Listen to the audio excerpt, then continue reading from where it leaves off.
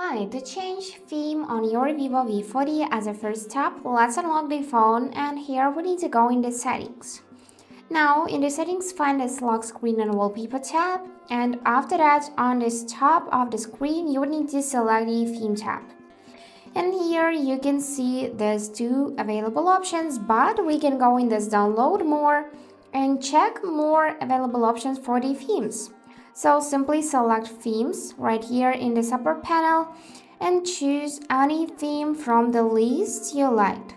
Also, you can go in this themes of the week and here check more available themes. Oh, I like this one colored, so let's install that one. Yeah, pretty great. Let's tap the button download. And now we need to select to apply this theme and it will be applied immediately. Let's check it.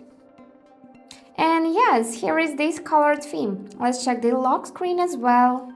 And yeah, pretty cool. So, to reach this feature more easily, you can just open your drawer and here find this themes app. Open it and simply, as we did before, select themes and then choose any other from the list. And that's it for today. Hope this video was helpful and thank you for watching.